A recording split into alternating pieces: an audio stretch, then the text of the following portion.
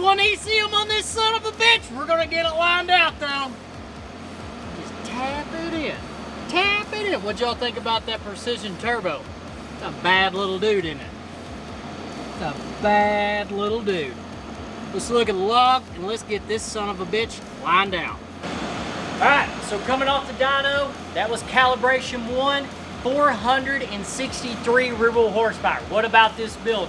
That's a 23 Cummins with our 2nd gen swap. Got a precision charger on there, got a decent size injector. We got an angry 14 mil pump. Most guys wouldn't let you hear that run. They want to line this son of a bitch out and act like Jesus. Well, a 14 mil pump with a modified FCA is kind of a motherfucker, guys.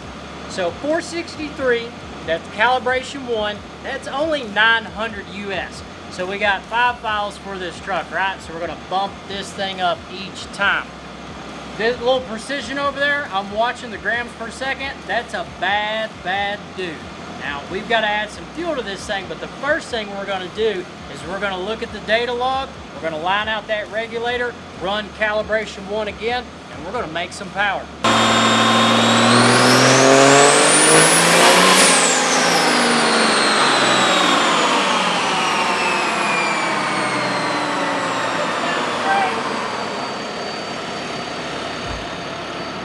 What?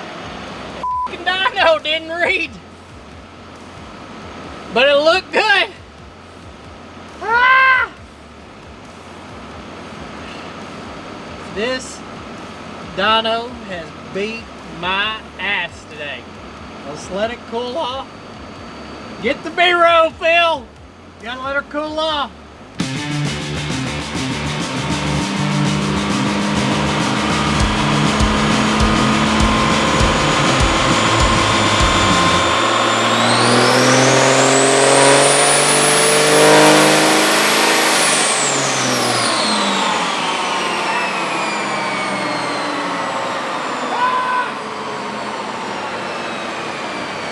We are finally making progress! Woo! 28K just to the moon. If we can keep that, we'll make power. Oh my God. We're gonna do a revision and get this shit show over with, boys, because the rebel's in town. I don't know what that means, but it sounded good at the time. I've had a really long past 2 days with this truck. That was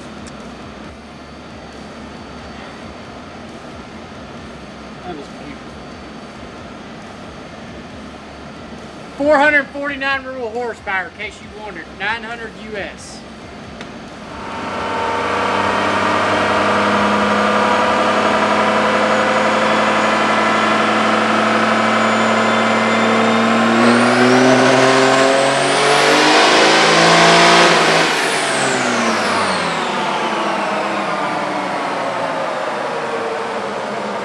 Back that ball down. Woo! Alright, heard the limiter, heard the rail pressure. You adjust that, but what I want to see, made 684 rear-wheel horsepower and 1,198 feet-pound of torque. That little 68 is straight up working its ass off. But what's the most important thing about is our efficiency. Do we still have power to make out of that thing? It's got a long ways to go. All right, boost pressure, looking at it. Take a look at the graph here. I'm 51 PSI boost. So that little charger is straight up working its ass off. I bet you drive pressure's through the roof. Well, I bet you, if we take a look at the graph, you'll be just as surprised as me. So 70 PSI minus atmospheric pressure 15, I'm 55 pounds of drive pressure. That is epic. That means I'm almost a 1-to-1 boost versus drive. I do not see that out of making 700 rear-wheel horsepower. Now it should, right? We're gonna add some fuel to it and the thing should just keep going up and up and up. Unless that charger's just badass, it's got 100 more horsepower to go. Let's adjust the rail a little bit, let's run it again.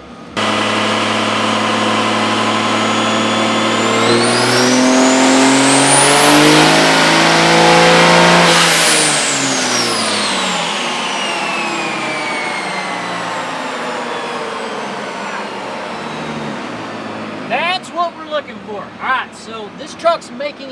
shitload of power. Really good power for the amount of fuel. So what I did is I took tune 3, and that's actually now going to be tune 4. We made about the same horsepower, 680 rural horsepower. The one thing we needed to get lined out was that rail pressure. You can take a look at the graph here. A lot prettier. Let me get this set up on the RPMs. A lot prettier graph. Power just goes straight up. That's what we want. This thing's making power. Usually we don't have that. Usually it's like, come on, I need another 200 horsepower. Now at the graph, what do we make on boost pressure? 50 pounds of boost, everything's good. We're commanding right at 29. We bounce from 27 to 29.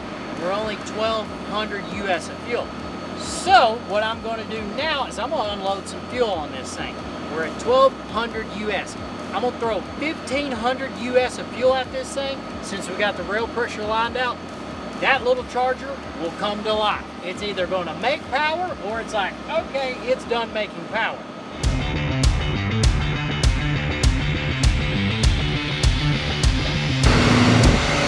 All that power underneath the hood, we got to make for sure the rods are still in the block of this jewel. All right, we've got our rail pressure lined out. That means we've got our base. Yes, we're going to run it again, but we're going to let the 23 Ram Rebel take a break, cool down before we pump this dude up. What about the build? This thing's a big, big deal. It's a 23 Ram Rebel powered by our C3 HV package. Underneath the hood of all that canyon of blue, boys, that's a bunch of American-made products made at Point Blank Performance. Means you hop on the website, you get to see where this stuff's manufactured made. Now let's talk about those products. Billet fuse plate, CNC'd inside, upper radiator pipe, 304 stainless steel. This guy right here, that's what's a big deal to me. 1 year in the making of our billet 5-axis intake cord, 4 O-rings on our HD clamp, 3.5-inch intercooler piping all the way down to the intercooler. That don't make a difference to you. Put that thing on a dyno and figure out what it does.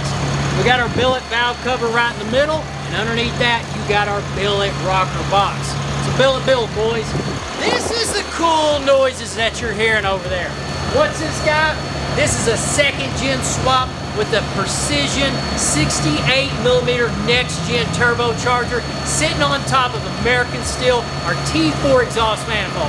Pretty damn proud of this whole build. That is a full point-blank build underneath the hood of that 6.7-liter Cummins engine. Putting all that power down to the ground, what do we got? We got a 68 RFE. When you take a look at that, it's all powder coated. Yes, the transmission is powder coated.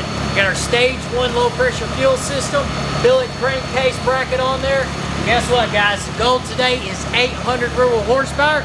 All these products, you can check them out at pointblankperformance.com. I'm tired of talking. I want to make some power. Let's get to 800. Let's bump this son of a bitch up.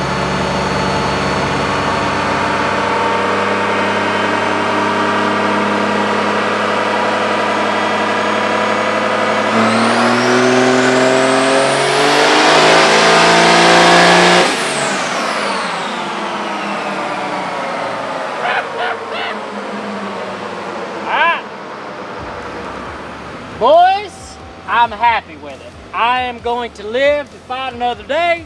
The rods are still in the block. Uncle Tyson did this. So I made 740 rural horsepower, 1,295 feet-pounds of torque. Way cleaner run, way happier. We're just way, way better. 57 pounds of boost. Drive pressure comes up to 82 pounds, so we're 72 pounds, 68. 57 boost, 68 drive. Usually, when we got a 72 millimeter, we're 2,200 US, black smokes everywhere, timing's 30 degrees. We're nowhere near that. I'm gonna let that little charger breathe. It'll do 760. It's got 35-inch tall tires on it. I'm going to let it chill. The torque is coming way up on it, so we're gonna leave this baby alone. That charger sounds cool as shit. That's a baby turbine. I'd love to put a bigger one in it. They offer it in the 68. We could pump it up and really lean on it. We're gonna let her chill today. I love the numbers. I like the rail pressure. Let's look at the graph. That way you guys can see. Got this mother lined out. Power went boop up. Awesome, I like it. I like the less boost pressure because we're not driving it very hard. I'm gonna let her chill right there. Add a little bit of fuel back where it was. We're gonna call this baby a day. Guys, make sure you like, subscribe to the YouTube channel, and you can quote me on all that clean shit coming out the back when we get Robs on here and we're slinging 1,500. It's like, ah! And he's just rolling out the back. But this is a different level. This is a level of, I want to sling it around the corner, I want it to be clean, I don't want it to be laggy, and I want it to be fun. That's what this C3 build is all about. Like, subscribe, we'll see you back here at Point Blank Performance. Sonic the Rebel.